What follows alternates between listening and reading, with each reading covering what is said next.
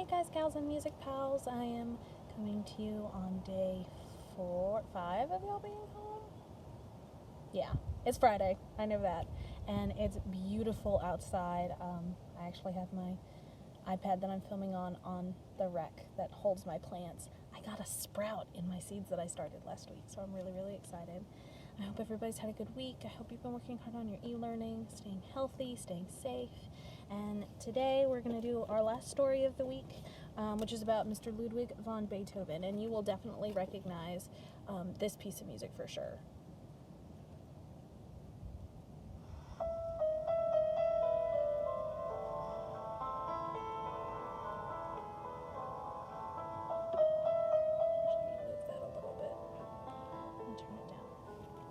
So this says, Moodiness and Moonlight, Ludwig von Beethoven. He was born in Bonn, Germany in 1770, and he died in Vienna, Austria in 1827. German composer who was the dominant musical figure of the 19th century, particularly famous for his 9 symphonies. My cat is out here behind me, so if I'm looking around, it's because of my cat. You want to say hi? I guess that's a no. Okay. He's antisocial. Music, not cooking, good manners, or fashion, was Ludwig von Beethoven's whole life. His father began giving him piano lessons before he was 4 years old. Young Beethoven was so small he had to stand on the piano bench in order to reach the keys. His father rapped his knuckles whenever he made a mistake. Neighbors recalled him as a tiny boy weeping in front of the piano. When he was a little older, his father roused Beethoven at midnight to show him off to friends he brought home. By the time he was 12, Beethoven was an organist at court. He was already publishing music and earning a salary that kept his family going when his father could no longer take care of them. At age 16, he caught Mozart's attention. Keep your eyes on him, the older composer is said to have urged people. Someday he will give the world something to talk about. Beethoven had a difficult childhood, but he could be playful. One day, he bet a church singer that he could throw him off stride by playing variations as he accompanied the singer on the organ during the service. The singer accepted the challenge, but Beethoven won the bet. The singer was distracted, and Beethoven did get in trouble.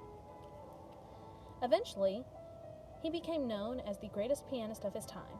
He could play so beautifully that his listeners wept, and when they did, he would burst out laughing. "You are fools," he would say. Yet if people talked while he played, he would stalk off in a huff. If he didn't like the audience, he wouldn't perform at all. His talent and powerful personality attracted many friends, but his moodiness can make it hard to stay friends with him. He insulted everyone. For one overweight violinist, he wrote a song called Praise to the Fat One. On his brother's business card, which read Johann von Beethoven, landowner, Beethoven scrawled Ludwig von Beethoven, brain owner. Once he became angry with a prince who was important to his financial health, telling him, "There are and there will be thousands of princes. There is only one Beethoven." My other cat's coming up here. You want to say hi, Doodle? Come here. His brother's sitting behind me. He's like, I don't know about this. A policeman arrested Beethoven one day for acting suspiciously. By this time, the composer was very well known, and the policeman refused to believe that the great Beethoven could look as he did. The fashionable hairstyle of the day was careful pigtails, but Beethoven let his thick hair grow long and wild. He also couldn't be bothered with clean or stylish clothes. When his clothes became too dirty and disgusting, his friends took them away during the night and brought new ones. Beethoven never noticed the difference. Come here.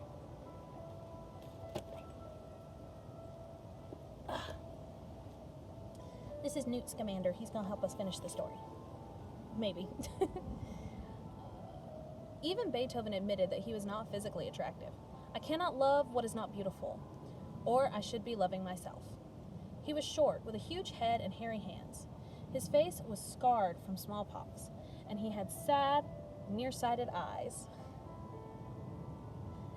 In later life, his ears were stuffed with pieces of cotton wool soaked in some yellow fluid. Only his protruding teeth were always clean. Get along. Quit. Brothers. Only his protruding teeth were always clean. He constantly rubbed them with his napkin. One of his favorite foods was macaroni and cheese. He also liked red herrings, a mushy soup of bread and eggs, and strong coffee that he made himself, exactly 60 beans to the cup. He was notorious for his bad cooking and for his behavior in restaurants. Once he got so mad at a waiter that he dumped a plate of veal and gravy on the man's head and laughed. He had a loud laugh and a loud, annoying voice, and he liked to spit. He sometimes left restaurants without paying, and sometimes he wrote music on the bill. "I am never alone when I am alone," Beethoven said. He usually got up early in the morning to compose, then later walked through the streets of Vienna, muttering, growling, and stamping his feet. He carried bulging notebooks of music with him at all times. His handwriting was so messy that almost no one other than himself could read it. In the afternoon, he'd go to a coffee house to gossip and read the newspapers.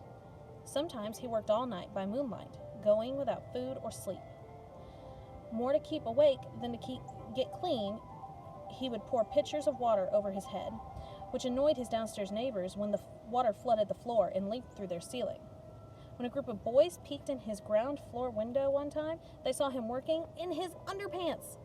His room was even more shocking. Dirty laundry, half-eaten food, rusty pins, scribbled papers everywhere. There was even a full chamber pot under the piano. A chamber pot is what they used instead of the toilet because they didn't have toilets back then. Ew. Just ew. His landlords didn't like him, and he had to move once or twice a year. Beethoven would have been difficult to live with. One woman who rejected his proposal of marriage called him ugly and half crazy. He always had to have his own way. He never married, but he was always in love, often with a woman who was already married or engaged. The saddest thing about Beethoven's life was his gradual deafness, beginning in his late 20s. But he was used to playing music he couldn't hear. As a child, he had been too young to play the compositions he wrote. As his hearing grew worse and worse, he lived inside his head more than ever and kept on writing music with no loss of energy. He broke strings on his piano trying to pound loud enough so that he could hear the notes. Frustration made him more moody. Beethoven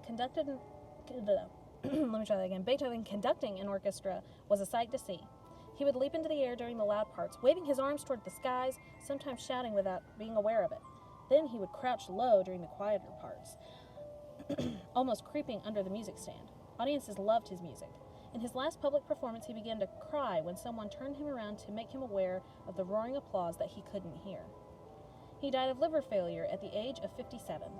The legend is that he roused himself from his bed at the end during a violent thunderstorm and shook his fist at the sky, defiant as ever. Mozart's Requiem, the same work Mozart had thought he was writing for his own funeral, was played at Beethoven's funeral. It was a sad day for Vienna. 1 out of 10 people who lived there came to pay their respects. And then in our musical notes, hang on, the piece is about to end. There we go.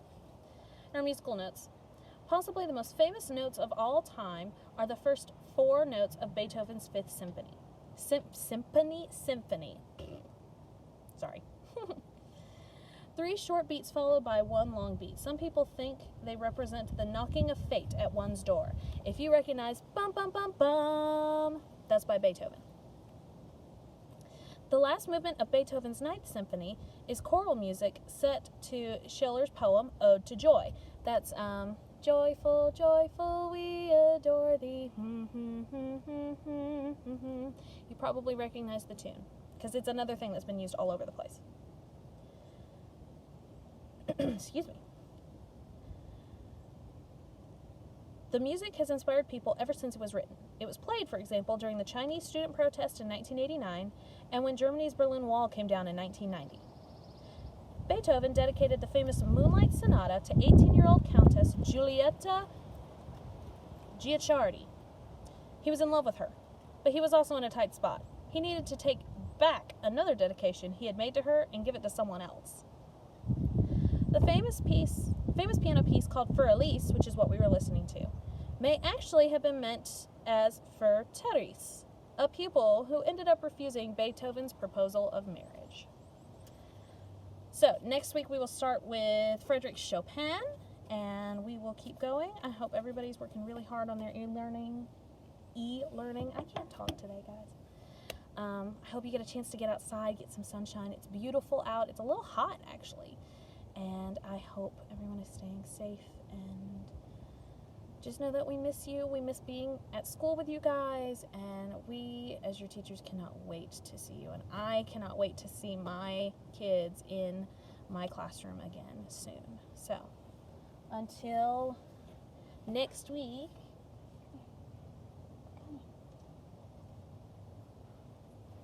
day. Bye, guys, gals, and musical pals. Bye.